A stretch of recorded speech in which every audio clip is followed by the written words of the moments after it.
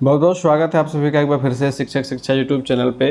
प्रधान शिक्षक के क्लासेस को कंटिन्यू करेंगे। यूनिट 4 में आगे बढ़ेंगे हम लोग पार्ट 3 की ओर आज के इस क्लास में डिस्कस करेंगे। तो आज के इस क्लास में कुछ इंपॉर्टेंट टॉपिक को इसी से रिलेटेड ही जो इम्पोर्टेंट टॉपिक्स हैं तो उसको हम लोग डिस्कस करेंगे। क्लास की ओर बढ़ने से पहले मैं आप लोगों को बताना चाहूँगा कि DLED सेक्शन के 8 यूनिट का नोट्स PDF फॉर्मेट में बनकर के तैयार है। आप लोग इसे परचेज कर सकते हैं। परचेज करने के लिए हमारे व्हाट्सएप नंबर पे आप संपर्क कर सकते हैं। वहाँ से आप लोगों को प्रोवाइड करवा दिया जाएगा यह ई-बुक PDF के फॉर्मेट में। आप इसका प्रिंट आउट निकलवा करके इसको बहुत ही आसानी से पढ़ सकते हैं। तो आज के इस क्लास की ओर आगे बढ़ते हैं और सबसे पहले हमारा जो इम्पोर्टेंट टॉपिक है प्रारंभिक वर्षों में पूर्व प्राथमिक शिक्षा के लक्ष्य। तो पूर्व प्राथमिक शिक्षा के लक्ष्य क्या क्या निर्धारित किए गए हैं ये सारा समझेंगे और इसके बाद इसके जो विभिन्न आयाम हैं उन सारे टॉपिक्स को अच्छे से समझते चलिएगा।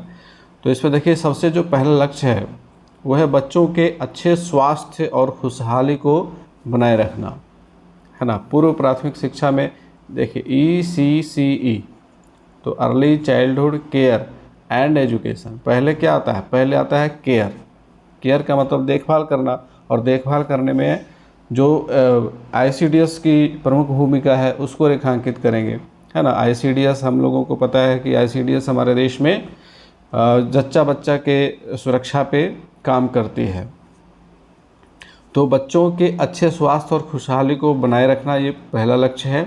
दूसरा है कि बच्चे प्रभावशाली संप्रेषक बने, मतलब कि उनका जो ऑल ओवर डेवलपमेंट है वो अच्छे तरीके से हो, और जब वो पहली कक्षा में नामांकन के लिए आएँ तो उस क्लास के लेवल का नॉलेज उनके पास हो, अक्षरों का ज्ञान हो, संख्याओं की समझ हो, है ना, अंकों की पहचान हो।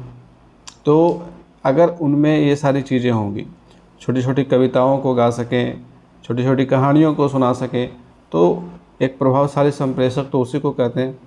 तीसरा लक्ष्य है कि बच्चों का सीखने के प्रति उत्साह प्रदर्शित करना और अपने आसपास के परिवेश से जुड़ना। इस तरह का माहौल हम बच्चों को प्रोवाइड कराएं ताकि वो सीखने के प्रति उत्साहित हों। अब इसमें शिक्षकों की क्या भूमिका? या शिक्षकों की भूमिका तो सबसे ज़्यादा इम्पोर्टेंट होती है। अगर शिक्षा को धरातल पे उतारना है, जो शिक्षा नीति में लक्ष्य निर्धारित किए गए हैं उसका इम्प्लीमेंटेशन सबसे वास्तविक रूप में एक शिक्षक ही करता है। तो शिक्षकों की जिम्मेदारी सबसे ज़्यादा महत्वपूर्ण हो जाती है। तो यह शिक्षक की जिम्मेदारी है कि वह यह सुनिश्चित करे कि गतिविधि क्षेत्र में बच्चों को उनकी पहल वाले सहज खेल जो पूर्व नियोजित नहीं हों उन खेलों के लिए अवसर प्रदान किए जाने चाहिए। ठीक है, तो जिन खेलों में बच्चे सहज रूप से भाग लेते हैं, उनका खुद का इंटरेस्ट हो, उस तरह के खेल को प्रोवाइड करवाना।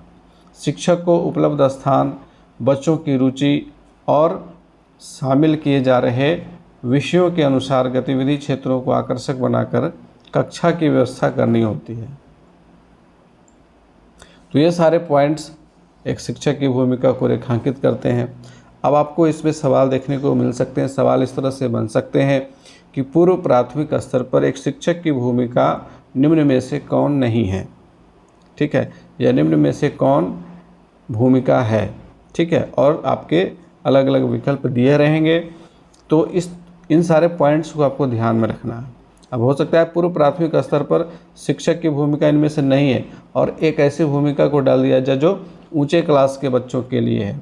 तो वहाँ पे आपको इसकी अंडरस्टैंडिंग होनी चाहिए कि पूर्व प्राथमिक स्तर पे हम शिक्षकों की भूमिका को किस रूप में देखते हैं और प्राथमिक स्तर पर किस रूप में देखते हैं, फिर उच्चतर प्राथमिक पर किस रूप में देखते हैं, और फिर जब अपर लेवल के क्लासेस में जैसे कि 9, 10th और 11, 12th के शिक्षकों की बात करें तो वहाँ उनकी भूमिका क्या होती है। हर एक लेवल पे शिक्षकों की भूमिका अलग अलग होती है, इसीलिए अलग अलग तरह का शिक्षक प्रशिक्षण कार्यक्रम होता है, उसके अलग अलग क्राइटेरिया हैं। और इसी बेस को आधार मान करके सुप्रीम कोर्ट ने बीएड वालों को प्राथमिक शिक्षा से बाहर किया। तो ये सारी चीज़ों को समझना है, शिक्षकों की भूमिका अलग अलग हो जाती है। ठीक है, इसके बाद देखिए प्रारंभिक वर्षों में विकास के विभिन्न आयाम एवं अधिगम क्या है। सामान्यतः प्रारंभिक वाले अवस्था में विकास को मूलतः 6 भागों में बांटा गया। ठीक है, कितने भागों में बांटा गया? तो 6 आयामों में बांटा गया है। तो इस वजह से प्रत्येक आयाम को अच्छे से समझते चलिएगा और उसकी क्या विशेषताएं हैं इसको भी समझते चलेंगे। तो सबसे पहला है शारीरिक स्वास्थ्य एवं गत्यात्मक विकास, है ना। चूँकि early childhood care and education में जब हम बात करते हैं तो सबसे पहला वर्ड आता है केयर, इसके बाद एजुकेशन आता है। तो पहले स्वास्थ्य अच्छा होना चाहिए, स्वास्थ्य अच्छा होगा तभी हम अच्छी शिक्षा बच्चों को दे सकेंगे और वो इस संदर्भ में समर्थ हो सकेंगे कि वो अच्छी शिक्षा ग्रहण कर सकें। ठीक है, क्योंकि स्वस्थ स्वस्थ शरीर में ही स्वस्थ मस्तिष्क का निवास होता है। तो स्वस्थ मस्तिष्क बनाने के लिए स्वस्थ शरीर बनाना पहले ज़रूरी है। तो शारीरिक स्वास्थ्य एवं गत्यात्मक विकास ये पहला आयाम है और इसमें जो विशेषताएं हैं इसके जो फीचर्स हैं इसको ध्यान में रखेंगे।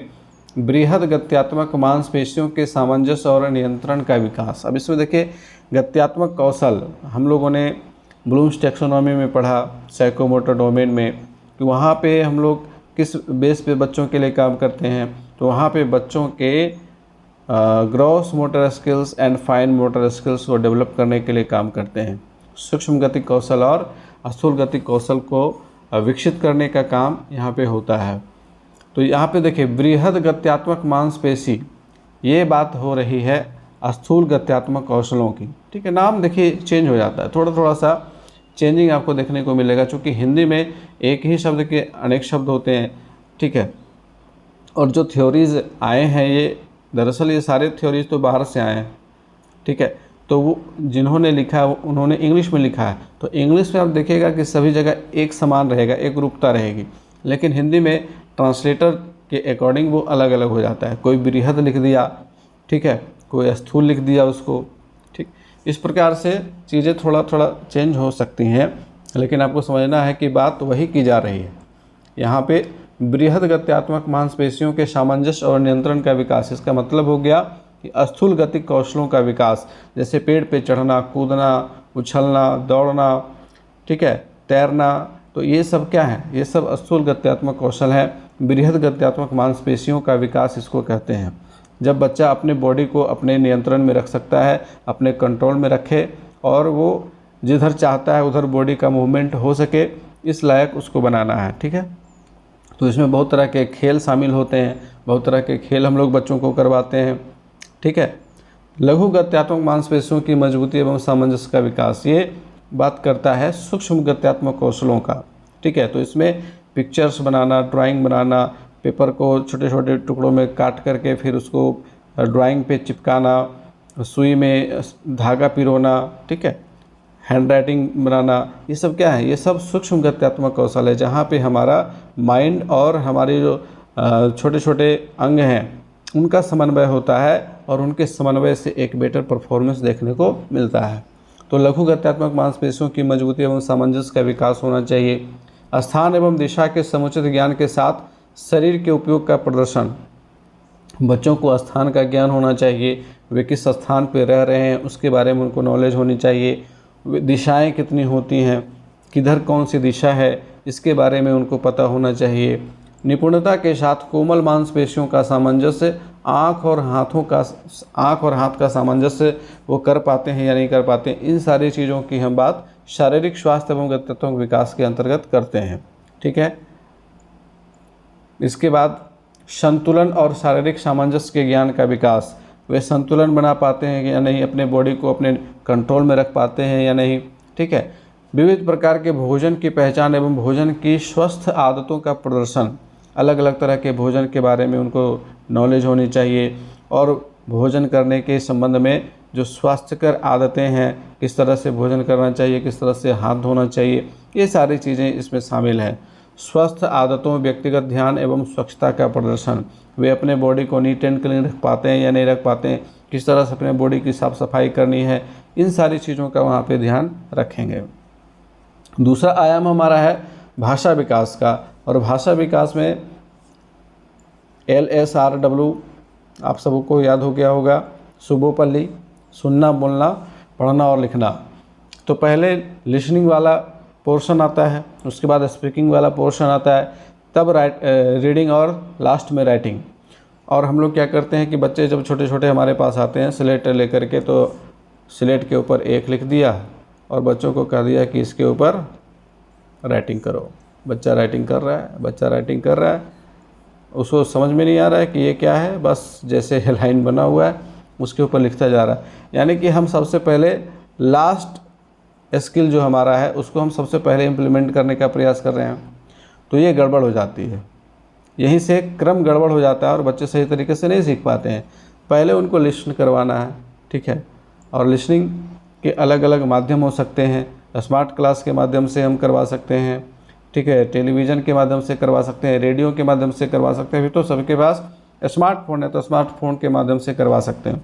तो सुनने और समझने के कौशलों का विकास सबसे पहला यहाँ पे क्राइटेरिया है कि वे सुन सकते हैं, और जो सुना उनको समझना भी आना चाहिए। केवल सुनना ही काफ़ी नहीं है, जो वे सुन रहे हैं उसको वो समझ पा रहे हैं या नहीं समझ पा रहे हैं, ये भी बहुत इम्पोर्टेंट रखता है, ठीक है। ग्रहणशील और अभिव्यक्ति परक संप्रेषण कौशल का उपयोग। ग्रहणशील कहने का मतलब है कि वो चीज़ों को जो सुन पा रहे हैं उसको समझ पा रहे हैं या फिर नहीं समझ पा रहे हैं, ठीक है। ग्रहणशील मन, मारिया मोंटेसरी का हम लोगों ने पढ़ा, तो वो क्या कहती हैं कि बच्चे अपने आसपास जो कुछ देखते हैं वो उसको ग्रहण करते हैं, उनका मस्तिष्क उन सारी चीज़ों को एक्सेप्ट करते जाता है और तभी उनमें लर्निंग की प्रक्रिया आगे बढ़ती है। तो ग्रहणशील और अभिव्यक्ति परक संप्रेषण कौशल का उपयोग। संप्रेषण कौशल मतलब कम्युनिकेशन स्किल, हम अपनी भावनाओं को अभिव्यक्त कर पा रहे हैं या नहीं कर पा रहे हैं।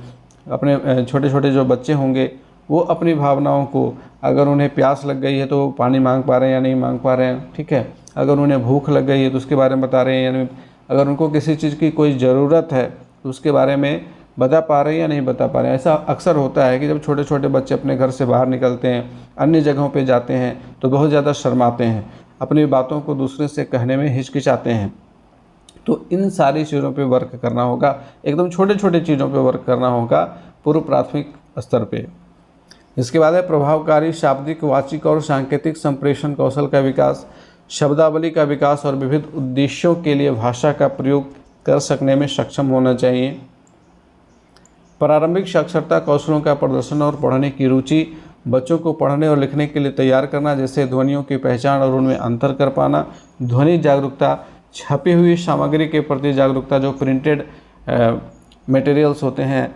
अब इसमें सबसे पहला तो हमारा अल्फ़ाबेटिकल सिस्टम आ जाता है, चाहे वो हिंदी हो चाहे वो इंग्लिश हो, वो वर्णमाला को पहचान पा रहे हैं या नहीं पहचान पा रहे हैं, है ना। इन सारी चीज़ों के बारे में बात की जा रही है यहाँ पे। वर्णों की पहचान होनी चाहिए, वर्ण, ध्वनि, सहसंबंध, विखंडीकरण, शब्द एवं वाक्य निर्माण और प्रारंभिक लेखन। तो धीरे धीरे उनको उस स्तर तक पहुँचाना है, ठीक है। पहले लिसनिंग, उसके बाद स्पीकिंग, उसके बाद रीडिंग और तब राइटिंग। लिखने में रुचि और क्षमता का प्रदर्शन। कक्षा विनिमय की भाषा की आरंभिक दक्षता प्राप्त करते समय मातृभाषा की दक्षता का विकास। तो मातृभाषा में वो दक्ष हो जाए तो इसका भी ध्यान रखा जाना चाहिए। तो ये सारे पॉइंट्स भाषा विकास को लेकर के थे। अब आते हैं तीसरे आयाम पे। तीसरा आयाम है संज्ञानात्मक विकास का, कॉग्निटिव डेवलपमेंट, यानी कि हमारे सीधे सीधे मेंटल डेवलपमेंट से जुड़ा हुआ है, ठीक है। तो कॉग्निटिव डेवलपमेंट में हमारी जो समझ है, ठीक है, हमारा कॉन्सेप्ट क्लियर हो पाता है या नहीं, पैटर्न को बना पाते हैं या नहीं, ब्लॉक बिल्डिंग कर पाते हैं या नहीं, पजल्स को सॉल्व कर पाते हैं या नहीं, ये सारी चीज़ें यहाँ पे मैटर करती हैं। तो इसमें देखिए संख्या पूर्व एवं संख्या की अवधारणा। संख्या की अवधारणा, गिनती करेंगे तो बच्चों को सबसे पहले गिनती सिखाना है, कैसे वो गिनती की अवधारणा को समझ पाते हैं, किस तरह से वे चीज़ों को गिनना शुरू करते हैं, ठीक है। तो वहाँ सारी चीज़ें मूर्त रूप में होंगी, कुछ भी अमूर्त रूप में नहीं होगा। अगर एक भी देना है तो वो एक वाला, जो आप लोगों ने देखा होगा छोटे छोटे बच्चों के लिए, और बहुत सारे लोगों ने इस्तेमाल भी किया होगा अपने बच्चों के लिए, वो प्लास्टिक का बना हुआ आता है इस तरह से, 1 का एक रहेगा, ठीक है, 2 का इस तरह का बना हुआ रहेगा, मतलब जितने भी नंबर्स हैं वो बने हुए रहेंगे। वर्णमाला वाला बना हुआ रहता है, प्लास्टिक का बना हुआ रहता है, और बच्चों को उसके माध्यम से सिखाते हैं। ये देखो ये 1 है, ये 2 इसको बोलते हैं, इस तरह से। फिर मूर्त रूप में वस्तुओं को देकर के गिनना सिखाते हैं। बॉल दे दिए, छोटे छोटे बॉल्स को दे दिए, ये इसको गिनो, है ना, कंकड़ को दे दिया, पेंसिल को दे दिया, पेन्स को दे दिया, कुछ भी चीज़ जो अवेलेबल है वहाँ पे। तो इसी को लेकर के बहुत सारे किट भी तैयार किए जा रहे हैं, और जब ये इम्प्लीमेंटेशन होगा तो बहुत सारे किट्स भी प्रोवाइड करवाए जाएंगे ताकि छोटे छोटे बच्चों को अच्छे तरीके से सिखाया जा सके। तो संख्या की अवधारणा तथा संक्रियाओं सहित विभिन्न अवधारणाओं का विकास, तुलना करना वो सीख पाएँ, कौन बड़ा है, कौन छोटा है, कौन भारी है, कौन हल्का है, ठीक है, कौन पास है, कौन दूर है, इस तरह की चीज़ें। वर्गीकरण कर पाना, ठीक है, कौन मुलायम है, कौन कठोर है, कौन लंबा है, कौन छोटा है, कौन गोल है, कौन चौड़ा है, इस तरह से। श्रेणी की समझ, पैटर्न बना सकें, ठीक है, एक पैटर्न में अगर चीज़ें चल रही हों तो वो आगे भी उस पैटर्न को कंटिन्यू कर पाएँ, तो इसको कहते हैं श्रेणी की समझ। तथा स्थान, मात्रा, लंबाई, आयतन, एक एक की संगत, गणना आदि से संबंधित ज्ञान एवं कौशल, ये सारा जो मैथमेटिक कह सकते हैं इसको, मैथमेटिकल स्किल से ये सारे हैं।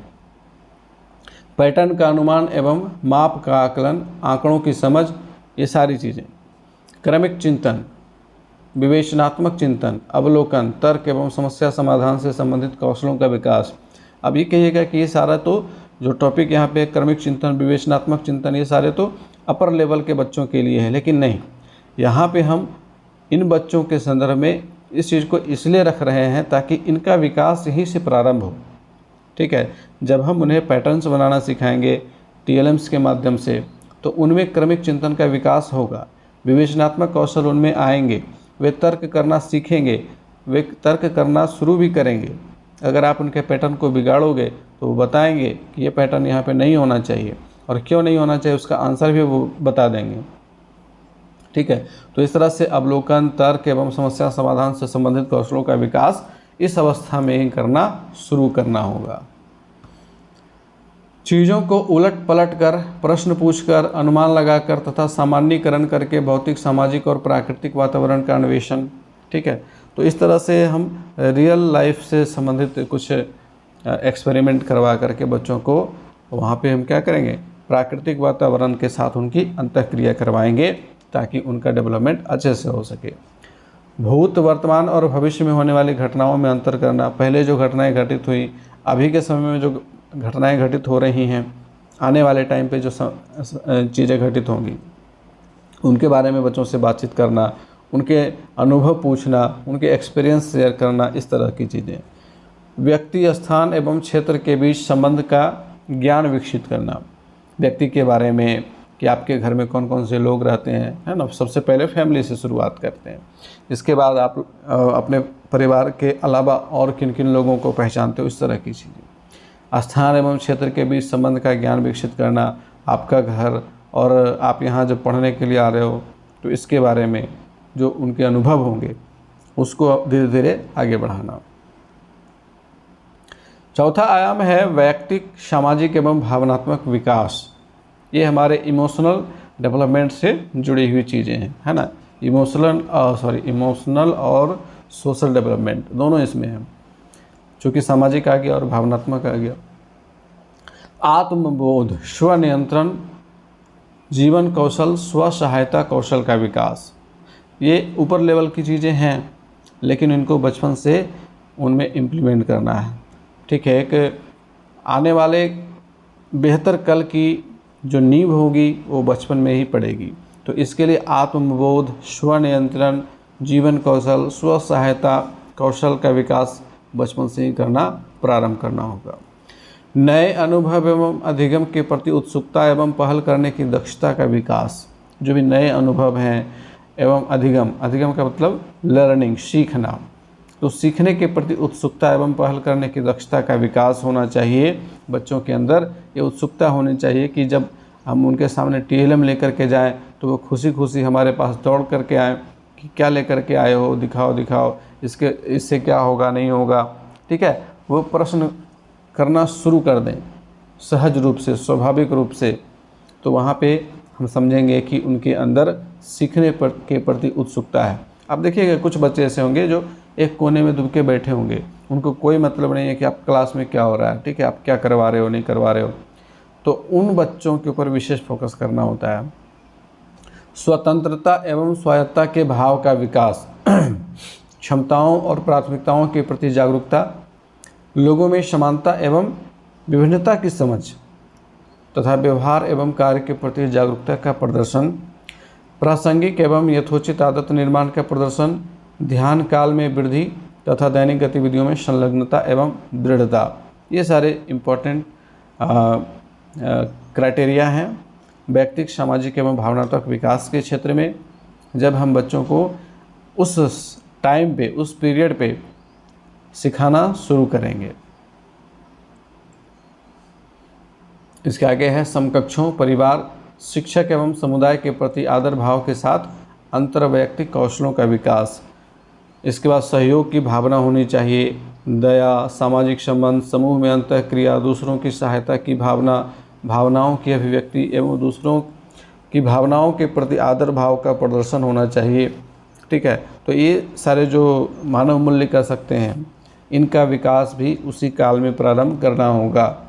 अनुकूल एवं भावनाओं पर नियंत्रण की क्षमता का विकास, अनुकूलन, एडेप्टेशन, चीज़ों को एक्सेप्ट करना और अपनी भावनाओं पर नियंत्रण करने की क्षमता का विकास कर पाना, ये बचपन में सिखाना प्रारंभ करना होगा। पांचवा आयाम है संवेदी एवं ग्रहणशीलता का विकास। संवेदी एवं ग्रहणशीलता का विकास, तो इसके अंतर्गत क्या क्या है? गति को निर्देशित करने वाली एवं चीज़ों को पहचानने के लिए विभिन्न ज्ञानेंद्रियों, जिसमें देखना, सुनना, महसूस करना, स्वाद लेना, सूंघना, यानी कि हमारी जो पांचों ज्ञानेंद्रिय हैं, उनके उपयोग का प्रदर्शन वे कर पाते हैं या नहीं कर पाते हैं। स्थान, दिशा, दूरी, मात्रा आदि के प्रति जागरूकता, ये सब, इन सब चीज़ों पे काम करना है। छठा है रचनात्मक एवं सौंदर्य बोध का विकास। बच्चों को चित्रांकन में, मिट्टी के कार्य में, कला के दूसरे रूपों में वस्तुओं, घटनाओं एवं विचारों का चित्रण कर पाना, ये सब सिखाना होगा।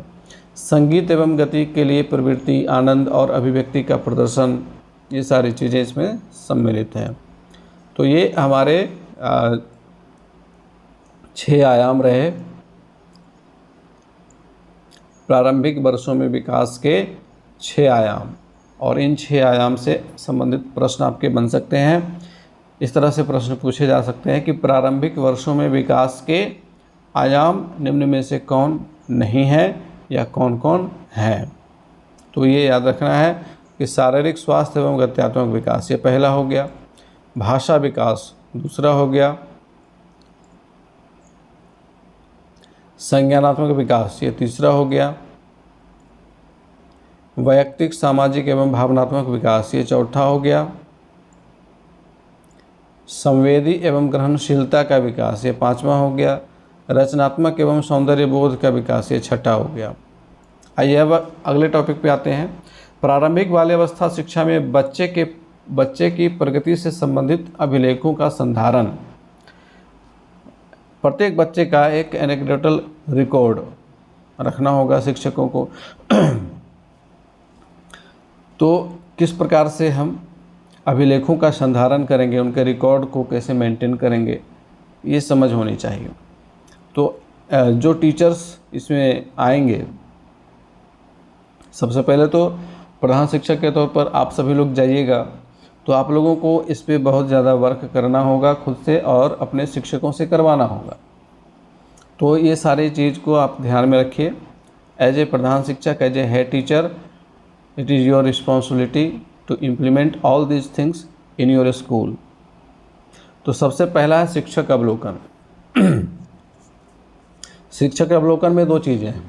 पहला तो है एक अनौपचारिक अवलोकन। हम लोग क्लास में जाते हैं, हर एक बच्चे से अंतःक्रिया हमारा होता है, इंटरेक्शन होता है, हर एक बच्चे से संवाद होता है, बातचीत होती है। तो उसके माध्यम से हम बच्चों के बारे में बहुत सारी चीज़ों को समझ पाते हैं। धीरे धीरे उनके बारे में बहुत सारी चीज़ों की समझ बना पाते हैं हम अपनी, और फिर हम बता पाते हैं कि अमुक बच्चा किस तरह का है, उसकी प्रवृत्ति किस तरह की है, उसके अंदर कौन सा टैलेंट स्पेशल है, कहाँ पे उसकी वीकनेसेस हैं। तो ये अनौपचारिक अवलोकन हो गया। दूसरा है नियोजित अवलोकन, और इस पे ज़्यादा वर्क करवाया जाएगा। वर्क करना भी ज़रूरी है। क्योंकि हर एक बच्चे का रिकॉर्ड अगर मेंटेन होगा तो उसका ऑल ओवर डेवलपमेंट हम लोग कभी भी देख सकेंगे। और अगर एक शिक्षक के पास से दूसरे शिक्षक के पास वो जाता है तो अगर उसका रिकॉर्ड उसके पास होगा तो दूसरे जो शिक्षक के पास जब वह जाएगा वह उसके पहले के रिकॉर्ड को देख करके उसके बारे में अपनी समझ बना पाएगा और फिर वो आगे उसके साथ किस तरह से चीज़ों को इम्प्लीमेंट करना है इसके बारे में अपनी समझ बना पाएगा।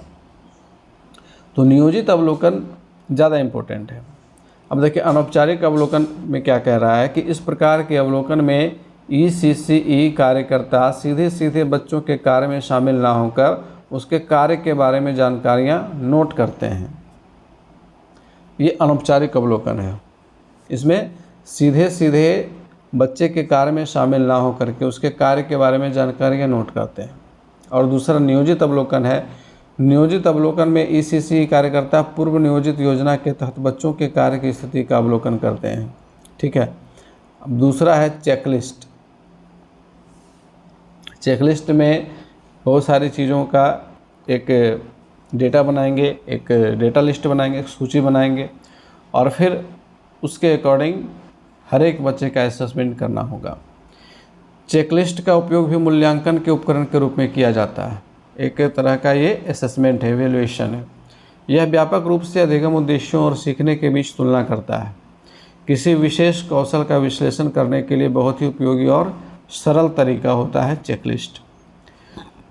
यह बच्चों के कार्य को समझने तथा आगे का कार्य नियोजित करने के लिए बहुत उपयोगी है। इससे प्राप्त जानकारी बच्चों को सीखने में मदद करने एवं पृष्ठपोषण देने में की जा सकती है। यानी कि जब चेकलिस्ट हम बनाएंगे तो चेकलिस्ट में जो पॉइंट टिक होंगे मतलब उसमें बच्चा ठीक है, और जो अनचेक होंगे या जिसमें क्रॉस होगा तो कहने का मतलब है कि उसमें बच्चे के प्रति काम करने की ज़रूरत होगी। तो चेकलिस्ट के माध्यम से बच्चों का रिकॉर्ड मेंटेन किया जा सकता है। विकास के विभिन्न क्षेत्रों में बच्चों की प्रगति के बारे में जानने हेतु समय समय पर विकास से संबंधित प्रगति चेकलिस्ट का उपयोग किया जाना आवश्यक है। इस प्रकार के प्रगति चेकलिस्ट में इन बिंदुओं का समावेश करेंगे। पहला तो बच्चों के विवरण, बच्चों के बारे में उनकी जो पर्सनल इन्फॉर्मेशन है, उसका नाम, माता पिता का नाम, जन्म तिथि, ये सारी चीज़ें, उसकी लंबाई, उसका वज़न, इस पे तो विशेष रूप से फोकस रहेगा क्योंकि आप लोगों को पता है कि हम लोग किस चीज़ की बात कर रहे हैं, early childhood care and education की बात कर रहे हैं। तो हेल्थ पे ज़्यादा फोकस रहेगा। उसके बाद शिक्षा पे, तो हेल्थ में उसके स्वास्थ्य के बारे में आपको रिकॉर्ड संधारण करना होगा, रिकॉर्ड मेंटेन करना होगा। बच्चे की लंबाई कितनी है, बच्चे का वज़न कितना है, बच्चे के साथ किसी प्रकार की स्वास्थ्य समस्या तो नहीं है, इसके ऊपर विशेष फोकस रखना होगा। तो बच्चों के विवरण, विशेषताएं एवं मापदंड संबंधित जानकारियों की सूची जो बच्चे के अवलोकन करने में ECCE शिक्षिका या पालनकर्ता की मदद करे, तो ऐसा रिकॉर्ड बनाना होगा। विकास के विशिष्ट पहलुओं को जांचने की चेकलिस्ट, जिसमें विकास में पिछड़ने या हानि संबंधित निवारण के उपायों और परामर्श शामिल हों। ठीक है, विकास के विशिष्ट पहलुओं को जांचने की चेकलिस्ट बनानी होगी। उसमें विभिन्न प्रकार के अवधारणाओं को, कॉन्सेप्ट्स को वहाँ पे डालना होगा और ये रेडीमेड रहेगा, डालने की ज़रूरत नहीं होगी, ये बना हुआ रहेगा। हमारा जो करिकुलम तैयार हो रहा है ECCE के ऊपर, तो इसमें ये सारी चीज़ें शामिल होंगी। ठीक है, तो चेकलिस्ट बना हुआ रहेगा। केवल उस रिकॉर्ड, उस चेकलिस्ट को आपको बच्चों के साथ मिलकर के, बच्चों के माता पिता के साथ मिलकर के उस चेकलिस्ट को कंप्लीट करना होगा अच्छे तरीके से। इसके बाद सबसे इम्पोर्टेंट है पोर्टफोलियो। ठीक है, किसी भी बच्चे के बारे में विस्तृत जानकारी पोर्टफोलियो के माध्यम से मिल पाती है। तो पोर्टफोलियो होता क्या है? पोर्टफोलियो में हम हर एक बच्चे का ओवरऑल डेटा रखते हैं, उसके पर्सनल डिटेल की डेटा रखते हैं, उसका जो संज्ञानात्मक विकास है वो किस प्रकार का है, शारीरिक विकास, संवेगात्मक विकास, जो विकास के विभिन्न आयाम अभी हम लोगों ने डिस्कस किया। तो ओवरऑल डेवलपमेंट की चर्चा जब हम लोग करते हैं तो उनके रिकॉर्ड का संधारण पोर्टफोलियो के माध्यम से होता है। तो बच्चों के द्वारा किए गए कार्यों का संग्रह जो बच्चे की प्रगति, वृद्धि, रचनात्मकता एवं उच्च स्तरीय शिक्षण कौशलों का प्रदर्शन दर्शाता हो। प्रत्येक बच्चे का एक पोर्टफोलियो संधारित करना आवश्यक है। इसमें निम्न पक्षों को सम्मिलित किया जा सकता है। अब देखिए, पोर्टफोलियो जो होगा वो अभी प्रिंटेड होगा और पोर्टफोलियो का जो आवरण पृष्ठ होगा, कवर पेज, उस पर बच्चे का नाम, केंद्र का नाम एवं विवरण, बच्चों का पर्सनल डेटा उस पर रहेगा। इसके बाद बच्चे का व्यक्तिगत विवरण प्रपत्र जिसमें पासपोर्ट साइज का फ़ोटो भी लगा होगा, उनके माता पिता का भी फ़ोटो लगाना है। बच्चे के अधिगम के बारे में विवरण एवं प्रगति प्रतिवेदन अभिभावक के साथ साझा करने के बाद उनकी टिप्पणी भी दर्ज हो। इसके बाद चिकित्सा स्वास्थ्य प्रपत्र, मेडिकल सर्टिफिकेट भी उसमें शामिल होगा। बच्चों के चित्रकारी एवं लिखित कार्य का सैंपल उसमें रहेगा। बच्चे ने अगर कुछ अच्छा काम किया है तो उसको पोर्टफोलियो में लगाना है।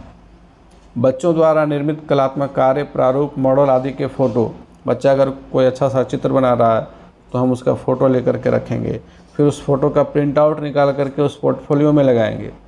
ये सारा काम शिक्षक को करना होगा।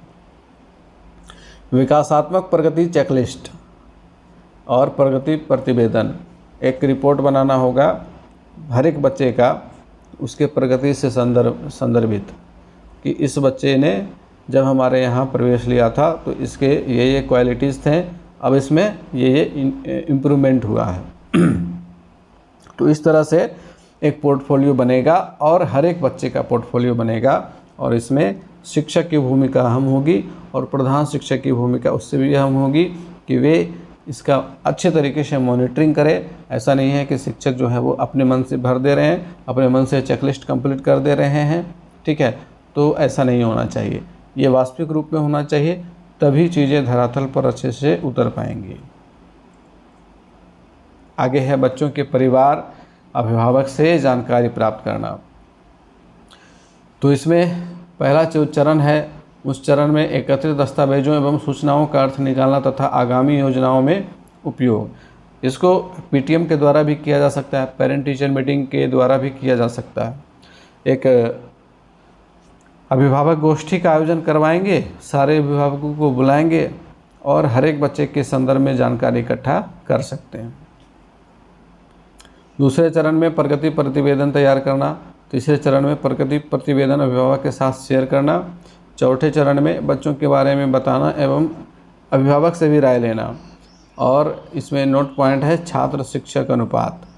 अब यहाँ पर देखेंगे छात्र शिक्षक अनुपात अभी तक प्राइमरी में क्या है, 30:1 का है, 30 बच्चों पे एक शिक्षक। अपर प्राइमरी में 35/1, 35 और मतलब कि 35 बच्चों के ऊपर एक शिक्षक है।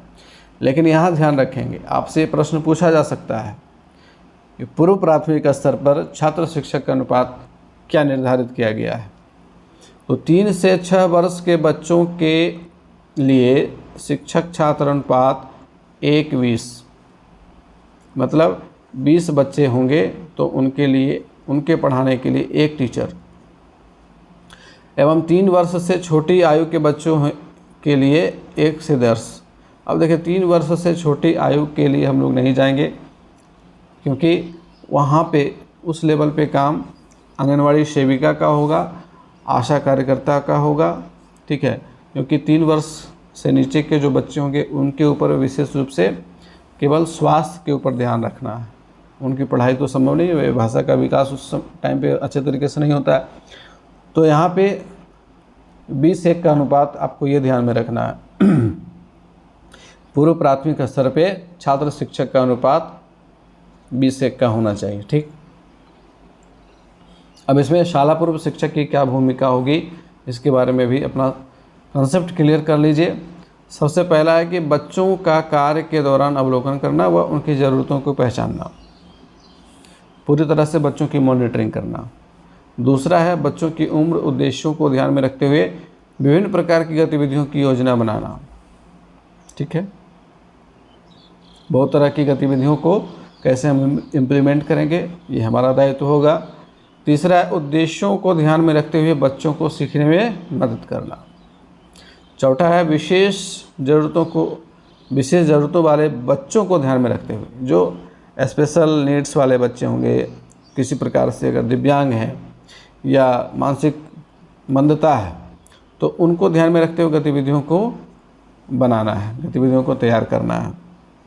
बच्चों के सीखने को ध्यान में रखते हुए उपयुक्त वातावरण निर्माण करना है, जिसमें भौतिक वातावरण, सामग्री, समूह गतिविधियों के क्रम इत्यादि का ध्यान रखा जाएगा।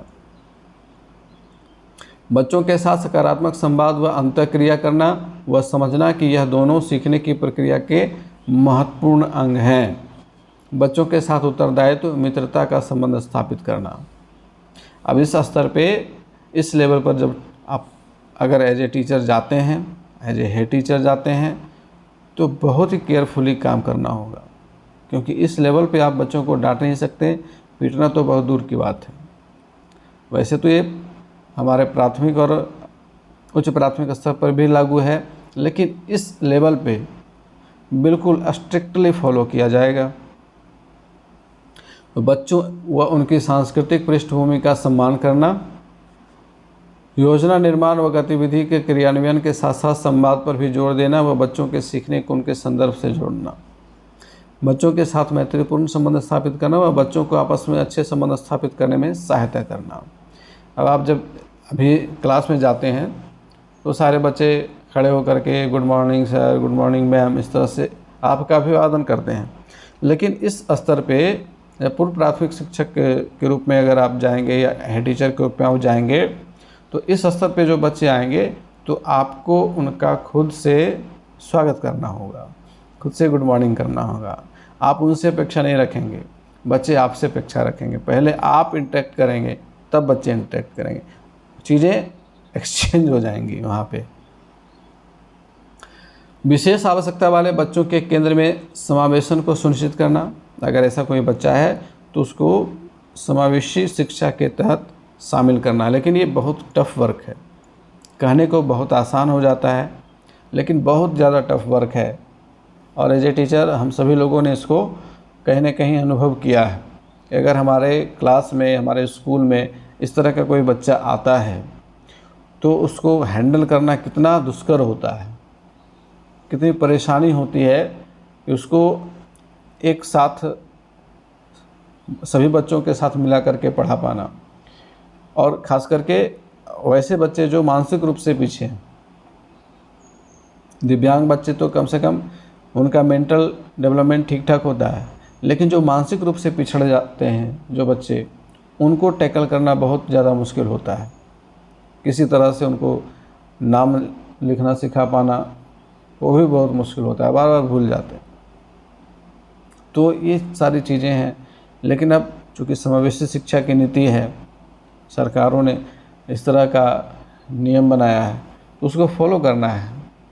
अब इसमें जो बहुत ज़्यादा दिव्यांगता की श्रेणी में जो बच्चे आते हैं, जैसे कि बिल्कुल अंधा बालक है, उसको कुछ दिखाई नहीं दे रहा, तो ब्रेल सिस्टम से उसकी पढ़ाई होगी। और ब्रेल सिस्टम के लिए हमारे पास ट्रेन टीचर नहीं है। हमें से कितने टीचर्स को ब्रेल लिपि आती है? जिन्होंने इसकी ट्रेनिंग ली होगी उन्हीं को आती होगी ना, सभी को तो नहीं आती है, मुझे तो नहीं आती। तो इसके लिए जो वेल ट्रेंड है, तो ऐसे शिक्षकों को भी विद्यालय में देना होगा, तभी समावेशी शिक्षा की कल्पना जो की गई है वो साकार हो सकती है। तो एक एक CWSN टीचर्स की बहाली भी सभी विद्यालय में होनी चाहिए, या खास करके कह सकते हैं कि अब इसके बारे में तो आगे जो पॉलिसीज़ बनती हैं वहाँ पे विचार विमर्श होता होगा कि किस तरह से इस तरह के सिचुएशन को टैकल करना है। अभी हर एक प्रखंड स्तर पे एक एक KRP को दे रखा है, और वो काम क्या करते हैं, केवल ऐसे बच्चों को आइडेंटिफाई करते हैं, उनका रिकॉर्ड संधारण करते हैं, और सरकार के द्वारा जो मिलने वाले लाभ हैं उनको बच्चे तक पहुंचाने का कार्य करते हैं। बस इतना ही काम है। बाकी तो सारा वर्क जो है स्कूल के ऊपर है, टीचर्स के ऊपर है, और इसके कारण से सही से वो इम्प्लीमेंट नहीं हो पाता है। एक सामान्य शिक्षक जो है ना, वो CWSN बच्चे को हैंडल कर नहीं सकता है जब तक उसे विशेष रूप से प्रशिक्षित नहीं किया गया हो। क्योंकि बहुत सारी चीज़ें हैं जिसके बारे में हमें जानकारी ही नहीं है। जैसे ब्रेल लिपि की चर्चा मैंने की, तो इसी तरह से अन्य चीज़ों के बारे में उसके लिए स्पेशली रूप से, तो इसीलिए तो एक बीएड स्पेशल होता है ना, बीएड स्पेशल एजुकेशन, तो उसमें विशेष आवश्यकता वाले बच्चों के लिए ही प्रशिक्षित किया जाता है शिक्षकों को। और ऐसे शिक्षक जो हैं CWSN शिक्षक के रूप में बहाल भी होते हैं, केंद्रीय विद्यालय में बहाल होते हैं। एक स्पेशल टीचर, अगर नियमित शिक्षक नहीं है तो एक कॉन्टेक्चुअल टीचर को रखा जाता है। तो इस तरह की चीज़ें हैं जो एक तरह से चैलेंज में मानता हूँ इसको। उसके बाद है समुदाय व अभिभावकों के साथ संबंध स्थापित करना। बच्चों का शाला पूर्व से औपचारिक विद्यालय में जाने के सफ़र को सुगम बनाने हेतु योजना का निर्माण करना। आज का क्लास हमारा यहाँ पे होता है कंप्लीट। क्लास कैसा लगा है कमेंट करके ज़रूर बताइएगा, और अपने अधिक से अधिक साथियों तक शेयर कीजिए क्लासेस को, ताकि उनको भी इसका बेनिफिट मिले।